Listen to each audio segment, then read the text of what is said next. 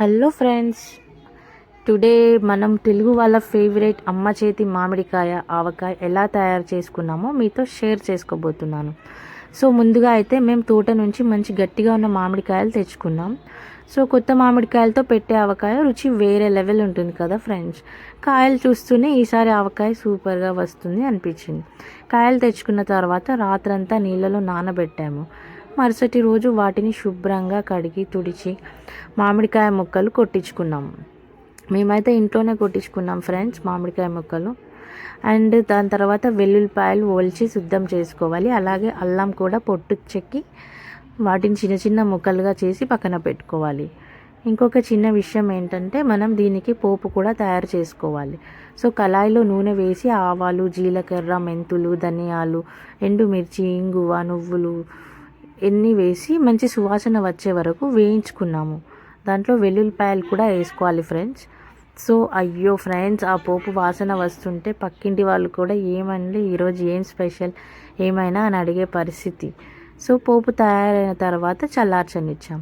ఇప్పుడు మనం పెద్ద గిన్నెలో మామిడికాయ ముక్కలు తీసుకొని ఉప్పు, పసుపు, కారం, ఆవపొడి వేసి కలిపాము. సో కారం వేస్తుంటే చూస్తున్న వాళ్ళకి ఇంత కారం అనిపిస్తుంది, కానీ ఆంధ్ర ఆవకాయ అంటే కాస్త గట్టిగానే ఉండాలి కారం. సో మసాలా పొడులు తయారు చేసుకోవడానికి ఆవాలు, జీలకర్ర, ధనియాలు, మెంతులు, మిరియాలు, లవంగాలు, యాలకులు అన్నీ వేయించుకొని పొడి చేసుకొని మనం పక్కన పెట్టుకోవాలి. ఇప్పుడు ఒక్కొక్క పొడి మనం యాడ్ చేసుకుంటూ మెల్లగా కలుపుకుంటూ మొత్తం ముక్కలకు పట్టేలా కలుపుకుంటూ ఉండాలి. నిజం చెప్పాలంటే వేసవికాలం వచ్చిందంటే నాకు ముందుగా గుర్తొచ్చేది మామిడికాయలు కాదు, ఆవకాయ వాసనే. ఇంట్లో ఆవకాయ పెడుతున్నారంటే చాలు ఆ ఇంటి మొత్తం ఒక పండుగ వాతావరణం వచ్చేస్తుంది. అండ్ ఇక్కడ ఒక చిన్న విషయం చెప్పాలి, మామిడికాయలు కొట్టించుకోవడం కూడా ఒక ఆర్ట్ ఫ్రెండ్స్. మన ఇంట్లో కట్ చేస్తే ఒక సైజు, షాప్లో కొట్టిస్తే ఇంకో సైజు. కానీ ఆ ముక్కలు కొట్టించిన తర్వాత అండ్ ఇప్పుడు వేసుకున్న మసాలా పొడులు అయితే మనం ఇంట్లోనే సిద్ధం చేసుకుంటే బెటర్ ఫ్రెండ్స్. ఎందుకంటే బయట సో వీటి కోసం ఈ ఇంగ్రీడియంట్స్ అన్నీ వేసుకొని బాగా కలుపుకోవాలి ఫ్రెండ్స్. తర్వాత మధ్యలో వెల్లుల్లిపాయలు కూడా వేసుకోవాలి. పచ్చడిలో ఈ వెల్లుల్లిపాయలు మాగిన తర్వాత మంచిగా పులుపు టేస్ట్ వస్తుంటాయి. సో వెల్లుల్లి లేనిదే సో ఈ ఆవకాయను మనం కలుపుకున్నాక కాచి చల్లార్చి వేసుకోవాల్సి ఉంటుంది. తర్వాత మనం ఈ కారం ఆవకాయ కూడా సేమ్ అదే పోపు యూస్ చేయొచ్చు. వేసి ముక్కలకు పట్టేలా కలుపుకొని సేమ్ దీంట్లో కూడా అదే ప్రాసెస్ లైక్ పోపుని మళ్ళీ దాంట్లో వేయాలి. ఇంకా బెల్లం ఆవకాయల్లో మనం ఎక్స్ట్రా బెల్లం ఒకటి యాడ్ చేసుకోవాలి ఫ్రెండ్స్. తర్వాత ఆ బెల్లం ఆవకాయని 2-3 డేస్ అలాగే పెట్టాక దాంట్లో నుంచి కొంచెం వాటర్ అనేది వస్తుంది. సో ముక్కలని వాటర్ని సపరేట్ చేసుకుని ముక్కలని ఎండబెట్టాలి, కొంచెం ఆరబెట్టాలి. తర్వాత మళ్ళీ రెండు కలిపి మిక్స్ చేస్తే బెల్లం ఆవకాయ కూడా రెడీ అయిపోతుంది ఫ్రెండ్స్. ఇప్పుడు మనం తయారు చేసుకుంది 3 రోజుల తర్వాత మళ్ళీ ఒకసారి తీసి కలుపుకోవాలి. ఆయిల్ అయితే ఆయిల్, ఉప్పు అయితే ఉప్పు ఎంత పడుతుందో మనం దాన్ని వేసి కలుపుకోవాలి. తర్వాత ఇవన్నీ తీసుకొని మనం శుభ్రమైన జాడీల్లో వేసి పెట్టుకోవాలి ఫ్రెండ్స్.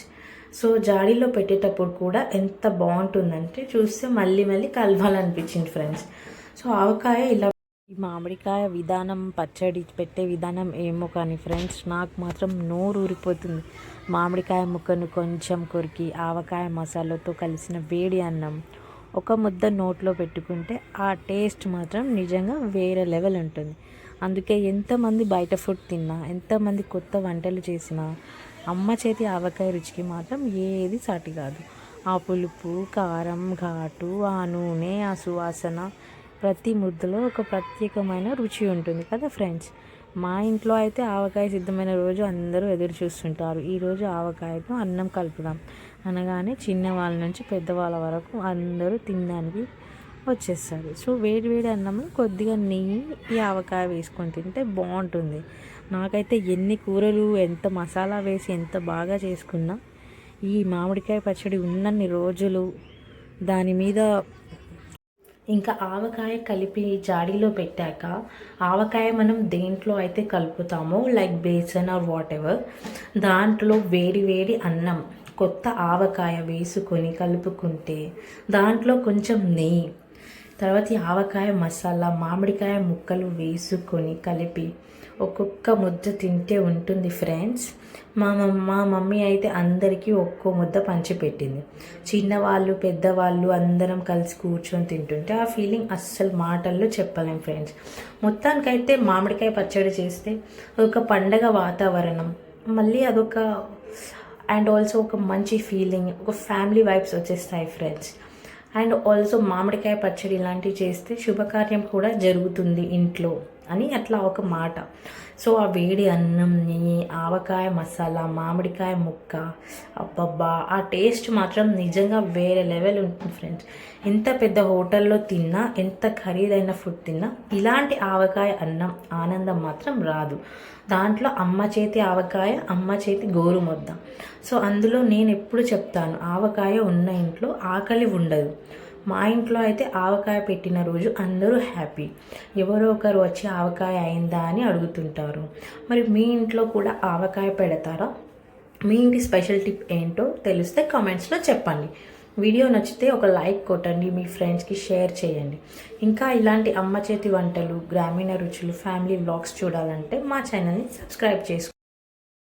సబ్స్క్రైబ్ చేయకుండా వెళ్ళిపోతే ఈ రాత్రి మీ కలలో ఒక పెద్ద మామిడికాయ వచ్చి సబ్స్క్రైబ్ చేసావా లేదా అని అడుగుతుంది. Just for funny friends. So సరదాగా చెప్పాను friends. Thank you so much for watching. మళ్ళీ మరో వీడియోలో కలుద్దాం. Bye bye, take care and happy avakaya eating. Bye friends.